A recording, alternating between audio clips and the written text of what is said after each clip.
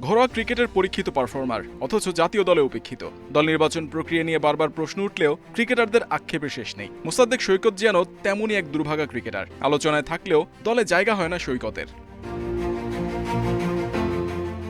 বাংলাদেশ জাতীয় দলের হয়ে সবশেষ খেলেছেন সেই 2022 সালে। সে বছর টি-20 বিশ্বকাপে খেলার পর থেকে জাতীয় দলে ব্রাত্য হয়ে পড়েন। ওয়ানডে ফরম্যাটে শেষ ম্যাচটা খেলেছেন 2022-এর 5 আগস্ট জিম্বাবুয়ের বিপক্ষে। এরপর থেকে তার জাতীয় দলের পথ বন্ধ।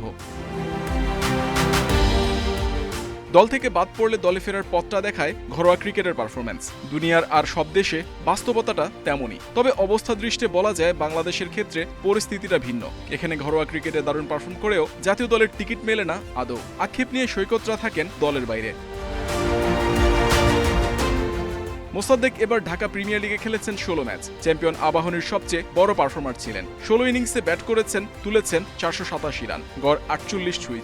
মোহামেডানের মতো দলের বিপক্ষে লিগের গুরুত্বপূর্ণ ম্যাচে খেলেছেন অপরাজিত 78 রানের ইনিংস। এছাড়াও তিনি এবারের মৌসুমে দলের প্রয়োজনের মুহূর্তে হতাশ করেননি। তবে মোসাদ্দেক তার চেয়েও বেশি সফল ছিলেন বল হাতে। 30 উইকেট নিয়েছেন সব মিলিয়ে। টুর্নামেন্টের সেরা বোলারও তিনিই। ঘরোয়া ক্রিকেটে দারুণ পারফর্ম করে সেটা আন্তর্জাতিক ক্রিকেটে টেনে আনতে না পারার অপবাদ অনেকের ক্ষেত্রেই ওঠে। মোসাদ্দেক এক্ষেত্রেও উতরে যাবেন পাশমার্ক পেয়ে। এ দলের সবশেষ সিরিজে তিনি 2 ম্যাচে বল করে তুলে নিয়েছেন 5 উইকেট। সব মিলিয়ে শেষ 19 ম্যাচে তিনি রান করেছেন 504 আর বল হাতে তুলে নিয়েছেন 35 উইকেট। এমন একজন জাতীয় দলের আলোচনাতেও নেই। কেন? দলে যে একই প্রোফাইলের আরও এক ক্রিকেটার রয়েছেন, সে ক্রিকেটার আবার যেই সেই কেউ নন, স্বয়ং ওয়ানডে অধিনায়ক মেহেদী মিরাজ। মিরাজ বর্তমানে ওয়ানডে দলের অধিনায়ক। তিনি অন্তত 2022 সালে তার মেয়াদ শেষ হওয়ার আগ পর্যন্ত দল থেকে বাদ পড়ছেন না, এটা নিশ্চিত। ফলে মোসাদ্দেকও যে 2026 সালের আগ পর্যন্ত দলে আসার বিবেচনাতেও আসছেন না, এটা পরিষ্কার হয়ে যায়।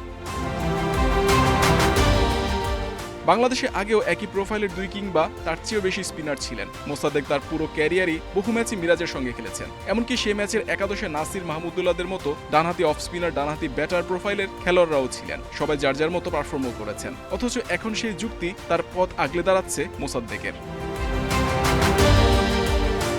3 বছর ধরে জাতীয় দল থেকে ব্রাত্য অলরাউন্ডার তাই অন্ধকার টানেলের শেষের আলোর দেখা পাচ্ছেন না। কবে পাবেন তাও অনিশ্চিত। পারফর্ম করেও দলে জায়গা মিলছে না, মুখের উপর বলে দেওয়া হলো জায়গা নেই। মোসাদ্দেক কি তাহলে আন্তর্জাতিক ক্রিকেটটাকে বিদায় বলে দিবেন?